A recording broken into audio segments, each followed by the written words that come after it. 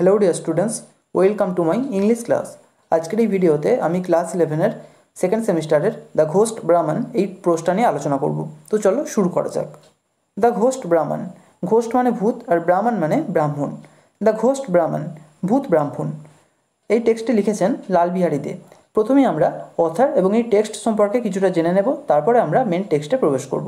দেখো, লালবিহারী দে 1824 to 1894 was an Indian writer and journalist who converted to Christianity and became a Christian missionary himself.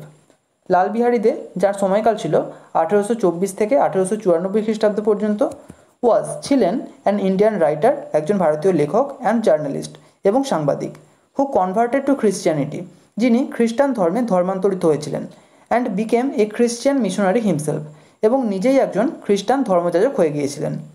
The present text has been taken from Lalbehari Dey's folk tale of Bengal. The present text, বর্তমান পাঠ্যটি অর্থাৎ the ghost ব্রাহ্মণ, এই টেক্সটটি has been taken, নেওয়া হয়েছে, from Lalbehari Dey's folk tale of Bengal, Lalbehari দের folk tale of Bengal নামক গ্রন্থ থেকে। এবার মেন টেক্সটে চলে এসো। দেখো, ওয়ান্স অন এ টাইম, একদা কোনো এক সময়ে, দেয়ার লিভড এ পুয়ার ব্রাহ্মণ, একজন দরিদ্র ব্রাহ্মণ বাস করতেন, হু নট বিইং এ কুলিন, যিনি একজন কুলিন না হয়, অর্থাৎ একজন কুলিন ব্রাহ্মণ না হয়, found it the hardest thing, তার মনে হয়েছিল এটা সবচেয়ে কঠিনতম জিনিস, ইন দ্য ওয়ার্ল্ড, পৃথিবীতে, টু গেট ম্যারিড, বিবাহ করাটা। He went to reach people, তিনি ধনী লোকেদের কাছে গেলেন, অ্যান্ড বেগড অফ দেম, এবং তাদের কাছে প্রার্থনা করলেন, টু গিভ হিম মানি, তাকে টাকা দেওয়ার জন্য, that he might marry a wife, যাতে তিনি একজন স্ত্রীকে বিবাহ করতে পারেন, and a large sum of money was needed, and এবং এ লার্জ সাম অফ মানি, একটা বড় অঙ্কের টাকা, ওয়াজ নিডেড, প্রয়োজন ছিল, not so much for the expenses of the wedding, not so much মানে এই কারণে নয়, for the expenses of the wedding, সেই বিবাহের খরচ চালানোর জন্য এটা নয়, as for giving the parents of the bride, বরং কনের বাবা মাকে দেওয়ার জন্য, ব্রাইড মানে কনে। He begged from door to door, তিনি দরজা থেকে দরজায় ভিক্ষা করতে লাগলেন, flattered many rich folk, flattered মানে তোষামোদ করলেন, মেনি রিচ ফোক, অনেক ধনী মানুষকে, অ্যান্ড অ্যাট লাস্ট সাকসিডেড, এবং অবশেষে সফল হলেন, ইন স্ক্র্যাপিং টুগেদার, একসাথে জড়ো করতে বা সংগ্রহ করতে, দ্য সাম নিডেড, যে পরিমাণ টাকার প্রয়োজন ছিল সেটা।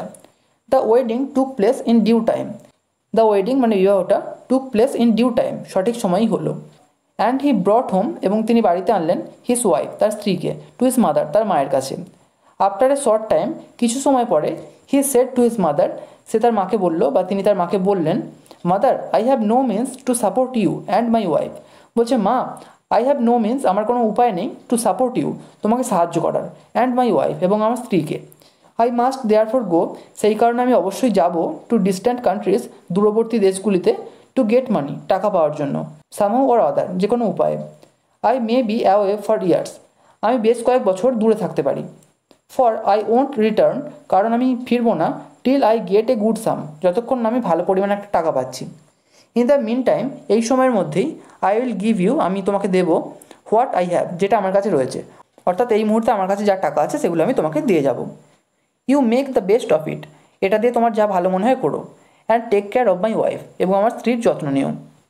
The Brahmin receiving his mother's blessing, ব্রাহ্মণটি রিসিভিং মানে পেয়ে, হিজ মাদার্স ব্লেসিং, তার মায়ের আশীর্বাদ, set out on his travel, তার যাত্রা শুরু করলো।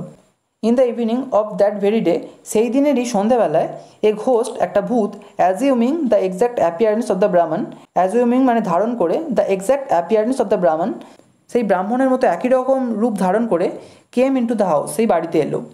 দ্য নিউলি ম্যারিড উইমেন, সেই সদ্য বিবাহিত মহিলাটি, থিঙ্কিং ইট ওয়াজ হার হাজব্যান্ড, তাকে তার স্বামী ভেবে, সেড টু হিম, তাকে বলল, হাউ ইজ ইট, এটা কীভাবে হয়, that you have return so soon, যে তুমি এত তাড়াতাড়ি ফিরে এলে, you said you might be away for years, তুমি বলেছিলে তুমি বেশ কয়েক বছর দূরে থাকতে পারো, why have you changed your mind, কেন তুমি তোমার মন পাল্টালে, দ্য হোস্ট সেড, ভূতটি তখন বলল, today is not a lucky day, বলছে আজকের দিনটা শুভ নয়, I have therefore return home, সেই কারণে আমি বাড়ি ফিরে এসেছি, বিসাইডস, এছাড়াও, I have already got some money, আমি ইতিমধ্যে কিছু টাকা পেয়েছি।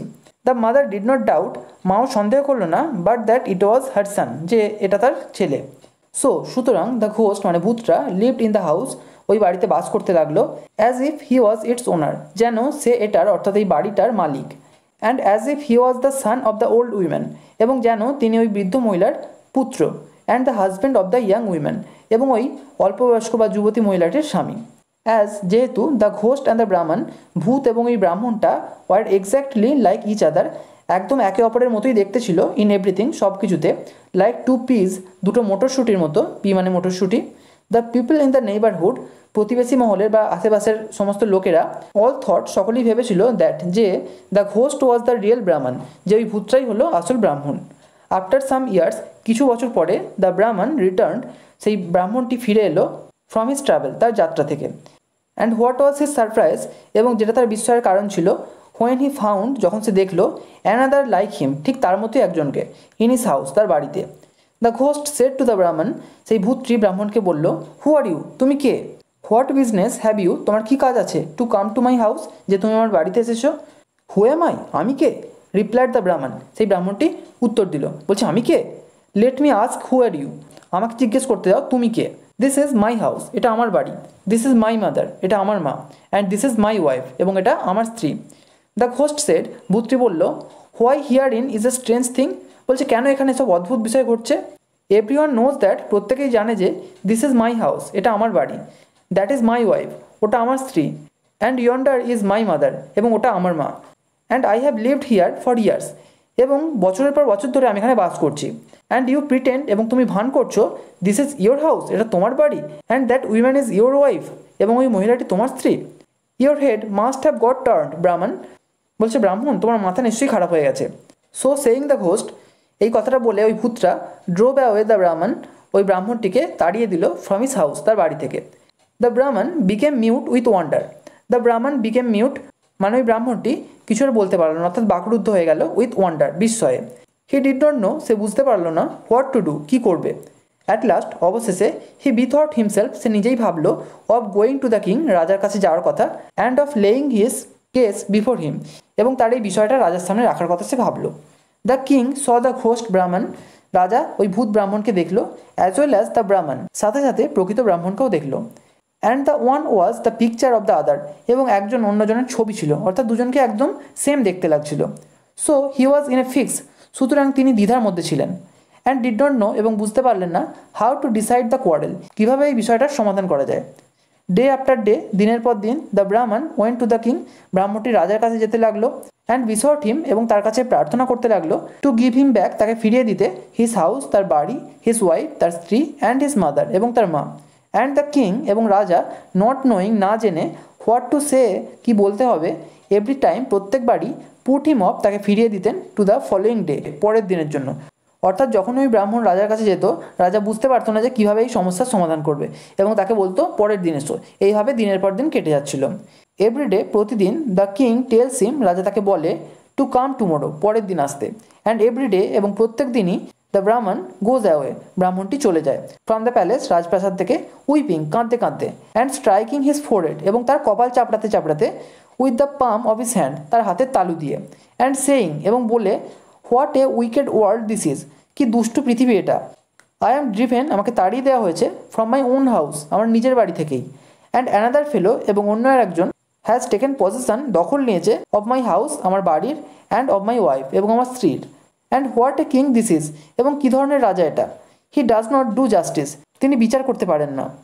নাও ইট কেম টু পাস দ্যাট, এখন এটা ঘটলো যে, অ্যাজ দ্য ব্রাহ্মণ, যখন ব্রাহ্মণটা, ওয়েন্ট অ্যাওয়ে এভরিডে, প্রতিদিন চলে যেত, ফ্রম দ্য কোর্ট, রাজার সভা থেকে, আউটসাইড দ্য টাউন, শহরের বাইরে, হি পাসড এ স্পট, সে একটা জায়গার পাশ দিয়ে যেত, অ্যাট হুইচ, যেখানে, a great many cowboys, অনেকজন রাখাল বালক, ইউজ টু প্লে, খেলা করতো। They let the cows graze, তারা গরুগুলোকে চড়তে দিত, অন দ্য মিডোজ, তৃণভূমিতে, while they were themselves made together, যখন তারা একে অপরের সঙ্গে দেখা করতো, আন্ডার এ লার্জ ট্রি, একটা বড় গাছের নিচে, টু প্লে, খেলার জন্য।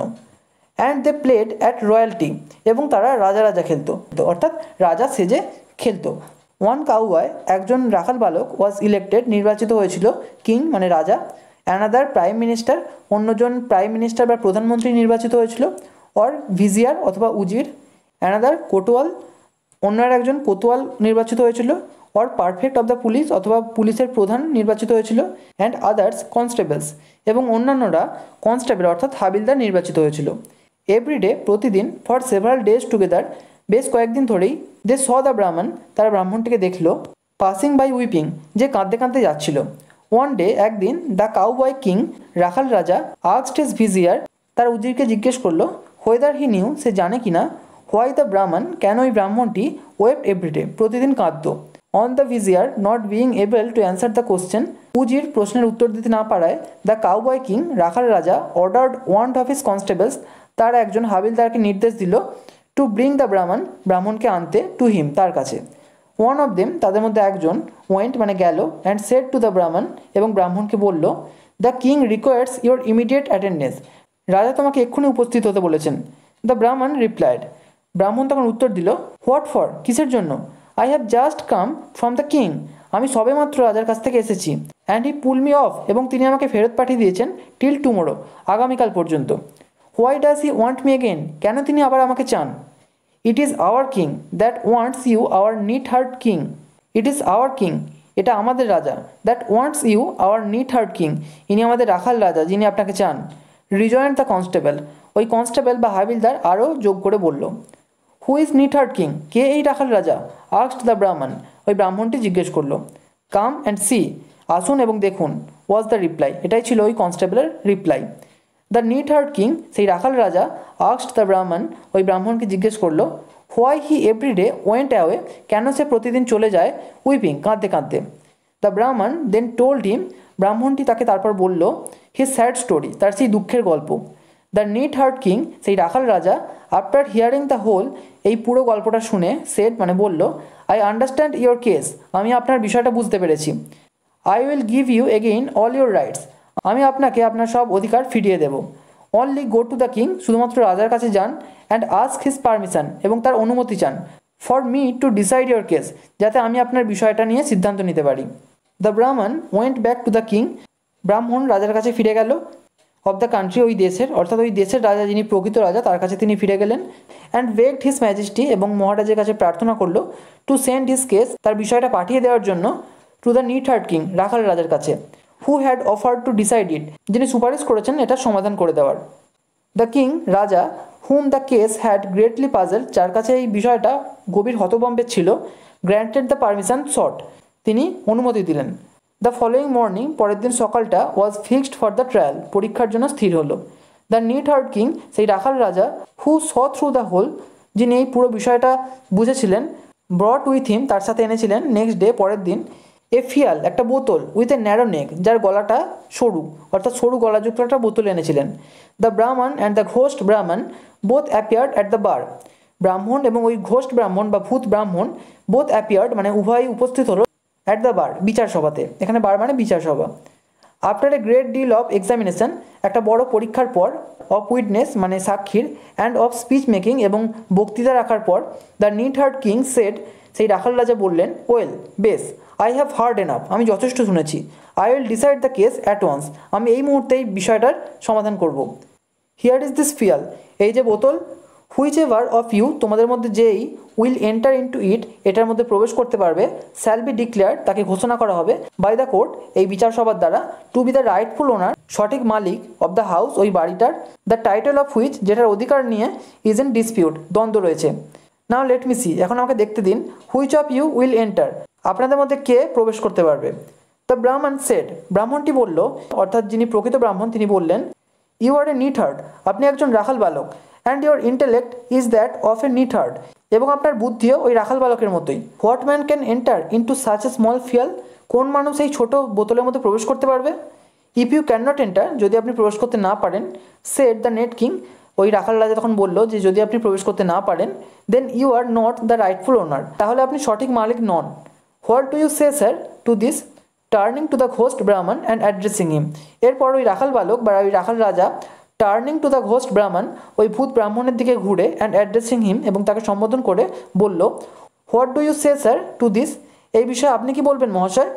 If you can enter into the phial যদি আপনি এই বোতলের মধ্যে প্রবেশ করতে পারেন দেন দ্য হাউস তাহলে এই বাড়িটা অ্যান্ড দ্য ওয়াইফ এবং ওই স্ত্রী অ্যান্ড দ্য মাদার এবং ওই মা বিকাম ইয়োর্স আপনার হবে। অফকোর্স নিশ্চয়ই আই উইল এন্টার আমি প্রবেশ করব সেড দ্য ঘোস্ট ভূতটি বলে উঠল। And true to his word এবং তার কথাগুলো সত্য প্রমাণ করতে to to the wonder of all, সবাইকে বিস্মিত করে দিয়ে, সবাইকে অবাক করে দিয়ে, হি মেড হিমসেলফ, তিনি নিজেকে করলেন, ইনটু এ স্মল ক্রিয়েচার, একটা ছোট্ট প্রাণীতে রূপান্তরিত করলেন, লাইক অ্যান ইনসেক্ট, একটা পতঙ্গের মতো, অ্যান্ড এন্টার্ড ইনটু দ্য ফিয়াল, এবং এই বোতলের মধ্যে প্রবেশ করলেন। দ্য নিট হার্ট কিং, ওই রাখাল রাজা, ফোর্থ উইথ কর্কড আপ দ্য ফিয়াল, ওই বোতলের মুখটা বন্ধ করে দিলেন, and the host could not get out, এবং ওই ভূতটা আর বেরিয়ে আসতে পারল না। দেন অ্যাড্রেসিং দ্য ব্রাহ্মণ, তারপর ওই ব্রাহ্মণকে সম্বোধন করে the NEET heart king said, ওই রাখাল রাজা বললেন, থ্রো দিস ফিয়াল, এই বোতলটাকে ছুঁড়ে দাও, into the bottom of the sea, সমুদ্রের তলদেশে, অ্যান্ড টেক পজিশন, এবং দায়িত্ব নাও, অফ ইউর হাউস, তোমার বাড়ির, ওয়াইফ, স্ত্রীর, অ্যান্ড মাদার, এবং মায়ের। দ্য ব্রাহ্মণ ডিড সো, ব্রাহ্মণটিও তাই করলো, অ্যান্ড লিভড হ্যাপিলি, এবং সুখে বাস করতে লাগলো, ফর মেনি ইয়ার্স, অনেক বছর ধরে, অ্যান্ড বিগট, এবং জন্ম দিল, সানস অ্যান্ড ডটার্স, পুত্র এবং কন্যাদের। হিয়ার মাই স্টোরি এন্ডেড, এখানেই আমার গল্পটি শেষ হলো। দ্য নোটিয়া throne with the red extra, নোটিকাস্টটিও মুড়লো। আর তার সাথে আমার ভিডিওর গল্পটিও শেষ হলো, আর আমার ভিডিওর নোটিকাস্টটিও মুড়লো। তো ভিডিওটা যদি ভালো লেগে থাকে লাইক শেয়ার কমেন্ট করো, আর চ্যানেলটিকে সাবস্ক্রাইব করে বেল আইকনটিকে অল করে রেখো, যাতে আমাদের আগামী সমস্ত ভিডিওর নোটিফিকেশনগুলো তোমরা পেতে পারো। Thank you.